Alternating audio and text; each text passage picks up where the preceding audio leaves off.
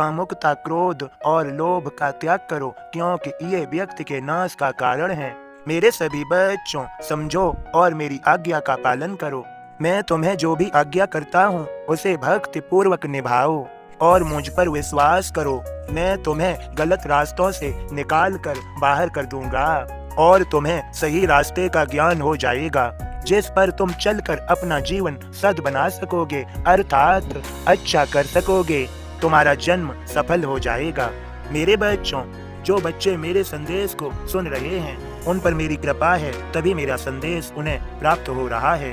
यह मेरी कृपा ही समझें, जो मैं तुम्हारा संदेश के माध्यम से मार्गदर्शन कर रहा हूँ। मेरे प्रति श्रद्धा रखें और सब्र करें। मैं तुम्हारा हाथ थाम कर तुम्हें इस भव सागर से पार उतार दूंगा। मेरे भक्त मुझे भूल जाते हैं, पर मैं उन्हें नहीं भूलता। उनके जन्म जन्मांतर तक उनका साथ देता हूँ, लेकिन वे माया के सुख में इतने व्यस्त हो जाते हैं कि वे मुझे याद नहीं कर पाते। उनका ये चंचल मन उन्हें भटकाता रहता है और वह भी कार्य कर बैठते हैं जो उन्हें नहीं करने चाहिए, जिसका परिणाम उन्हें कठोरता में भोगना पड़ता है। याद रखो, जो भी कुछ लिया है क्या उसका ऋण नहीं चुकाना होगा? चुकाना होगा। यदि किसी से सेवा ली तो उसका भी ऋण हो गया। यह सब चुकाना पड़ता है। ये ऋणानुबंध दूसरे जन्म का निर्धारण करते हैं, जिसके कारण फिर से जन्म लेना पड़ता है। मेरे बच्चों, यहाँ पर किसी का ऋण न रखो। मैं सदैव सिखाता हूँ, सेवा भाव रखो। यदि तुम सेवा भाव रखोगे, निस्वार्थ, असहाय बेसहारों का सहारा बनोगे, भूखों को भोजन कराओगे, तो वो मालिक प्रसन्न होगा, तुम पर कृपा करेंगे। मालिक बहुत दयालु हैं, कृपाकर हैं, करुणाकर हैं। वे अपने भक्तों की सदैव रक्षा करते हैं और सदैव सहायता करते हैं और उन्हें जन्म मृत्यु के बंधनों से मुक्त कर देते हैं। यही तो उद्धार है। मैं कहता हूँ, मुझे ही अपने विचारों तथा कर्मों का मुख्य ध्येय बना लो, तुम्हें निसंदेह परमार्थ की प्राप्ति हो जाएगी। मैं तुम्हारे सदा साथ रहूंगा।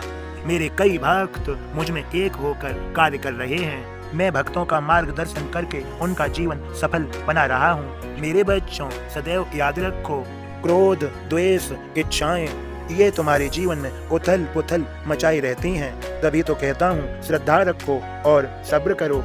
अपने गुरु के प्रति जब श्रद्धा भाव रखोगे तो गुरु तुम्हें ज्ञान देंगे और तुम ज्ञान ग्रहण कर सकोगे। तुम्हारा उद्धार हो सकेगा, तुम्हारा जीवन सफल हो सकेगा। मेरे बच्चों, दोबारा से कहता हूँ, कामुकता, क्रोध और लोभ का त्याग करो, क्योंकि ये व्यक्ति के नाश का कारण है। मेरी आज्ञा का पालन होना चाहिए। अब मेरे बोध को सुनो और समझो। ओम साईं राम बाबा का बोध इस प्रकार है। श्री साईं दो धर्मों के बीच विवाद को उचित नहीं मानते थे। 1918 साल विजयादशमी आय, चले गए निज धाम को श्री साईं देवाय। 4,32,000 कलयुग का कुल काल, साईं ने अवतार लिया 5,000 साल। साल 16वें प्रकट हुए फकीर का अवतार, 60 बरस शिरडी रहे धरती के दातार। जन्म मरण की बात क्या, जब अवतारी होय, सूरज उगे न अस्त हो, धरती घूमत होय। शतक 2 पहले रहे स्वामी समर्थ होय, स्वामी समाधि बाद में साईं प्रगटे होय।